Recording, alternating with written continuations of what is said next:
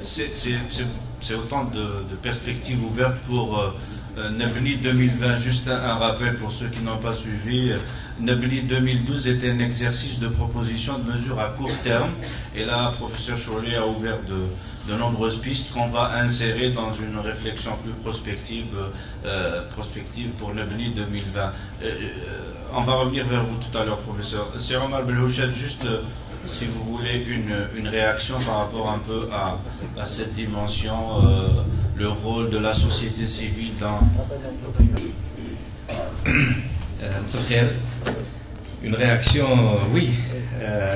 La question est fondamentale. C'est-à-dire qu'elle mérite plus qu'une réaction. Parce que je vais essayer de... Je sais que le temps est extrêmement compté, et ça court, etc. Y a-t-il une place pour la société civile dans notre pays? C'est-à-dire, en d'autres termes, est-il possible pour les citoyens de s'organiser de manière tout à fait autonome en dehors des circuits officiels?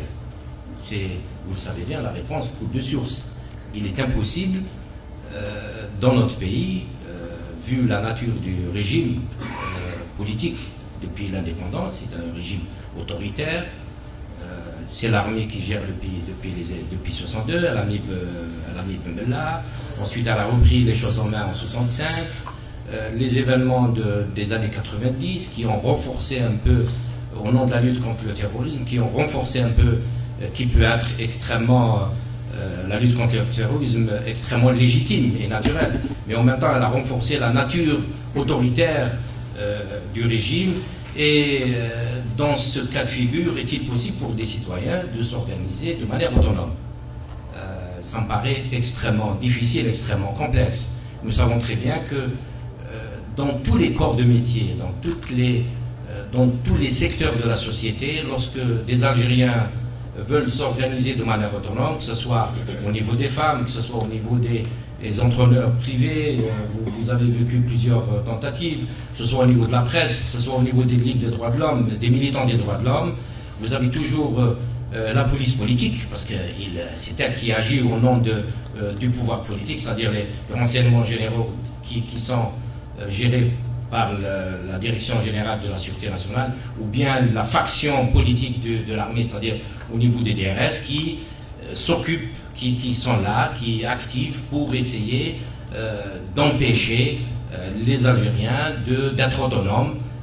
Et en parallèle, nous avons des multitudes d'associations qui bénéficient depuis de longues années, bénéficient d'un budget. Il faudrait un jour faire le bilan de tout cet argent qui a été déversé aux associations dites de la société civile, et on ne sait pas où cet argent est parti, de quoi construire, professeur Cholet, des centaines d'hôpitaux, pour essayer donc d'étouffer toute tentative d'autonomie, d'organisation autonome des citoyens algériens, et donc d'être les bras, si vous voulez, les bras politiques et citoyens du pouvoir.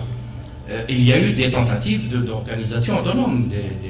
Au niveau de la presse, je suis invité pour ça, mais depuis les années 90, pour essayer de favoriser l'émergence d'une presse qui soit indépendante, qui soit autonome, qui soit au service du lecteur, c'est-à-dire que dire la vérité, rapporter les faits, ne pas modifier, ne pas faire dans la manipulation, parce que nous vivons continuellement dans la manipulation. Ça, c'est un fait, j'allais dire, qui est pour nous journalistes, qui est banal, continuellement de la manipulation. Et donc, pour pouvoir promouvoir une information qui soit autonome, qui soit libre, il faut passer par le chemin le plus difficile. Vous connaissez un peu l'expérience de cette presse depuis les années 90. Beaucoup de journalistes ont été jetés en prison, beaucoup de journaux ont été fermés. L'Ouadan, pour ne citer que l'Ouadan, a été suspendu à 7 reprises par les autorités. À partir des années 2000, c'est un nouveau code pénal qui a été mis en place, qui n'existe que dans un certain nombre de pays, c'est-à-dire la Corée du Nord, Cuba. Un journaliste peut faire pour un petit article, 3 ans de prison. Le directeur, c'est 5 ans de prison. Les amendes sont extrêmement lourdes. Ça peut, une amende pour Un journal, ça peut être 5 millions de dinars, etc., etc. Donc, dans ces conditions, avoir une information qui soit autonome, une information qui soit libre, etc., ça relève du parcours du combattant. Ça nous a obligés, par exemple, dans la presse, pour ne pas subir les pressions des imprimeries d'État, pour ne pas subir les autres pressions liées à la publicité, il a fallu investir dans la distribution du journal. Il a fallu avoir nos propres, alors que nous sommes des journalistes, nous sommes des éditeurs peut-être de presse, mais nous nous sommes retrouvés pour justement pouvoir développer une information autonome, une information libre qui réponde aux exigences de nos lecteurs. Il a fallu donc investir dans la distribution de journaux, dans l'achat de rotatifs. Alors que ce n'est pas nos fonctions, ce n'est pas nos métiers.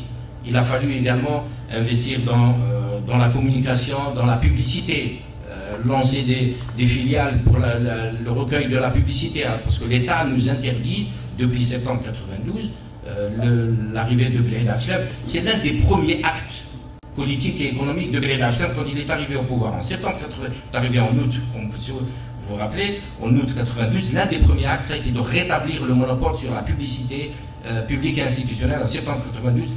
Et on était avec Le Matin, Liberté, etc., d'autres journaux, interdiction d'avoir de la publicité publique et institutionnelle. C'est un acte économique, politique, mais la raison c'est de vider nos journaux de capacités financières, commerciales, économiques, nous affaiblir économiquement, financièrement, et puis nous affaiblir éditorialement pour ne pas pouvoir avoir la capacité de dire tout simplement la vérité. Je peux donc multiplier comme ça, c'est valable également pour le secteur privé, c'est valable pour le mouvement associatif, les syndicats, ce qu'on appelle les syndicats autonomes, hein, des cadres, des syndicalistes, des travailleurs qui veulent s'organiser en dehors de l'UGTA pour discuter des conditions de travail, des conditions salariales, etc. etc. Il a fallu...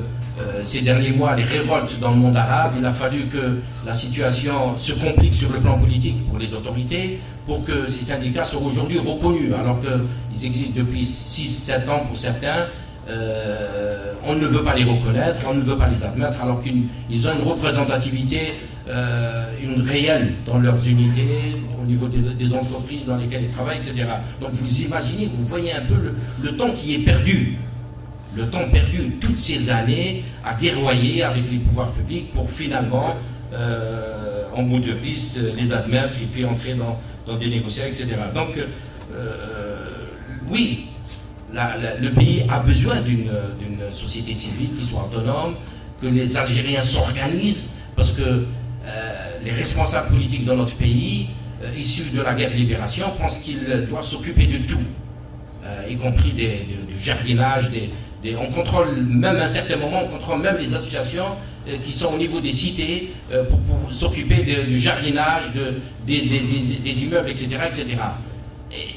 Et je crois que nous sommes dans une phase de transition, mais en même temps je suis assez sceptique parce que les responsables n'ont pas encore compris que les citoyens doivent s'organiser. Il faut laisser les citoyens s'organiser de manière autonome parce qu'il y va de l'amélioration de leurs conditions, de leur confort, de leur vie, etc. etc.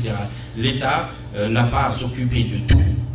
Il y a un certain nombre, bon ça c'est le débat politique, il y a un certain nombre de fonctions auxquelles il est astreint, auxquelles il a obligation d'y aller, etc. Mais je crois que notre pays avancerait effectivement si la société civile est reconnue.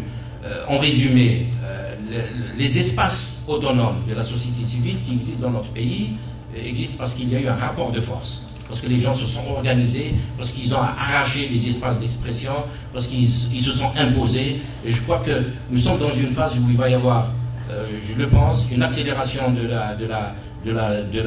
des choses, même si les autorités, de ce point de vue, je pense que sont plutôt en train de nous voyer, etc., etc. Mais il y a des choses qui aujourd'hui dans le monde arabe sont implacables et elles finiront par s'imposer dans notre pays.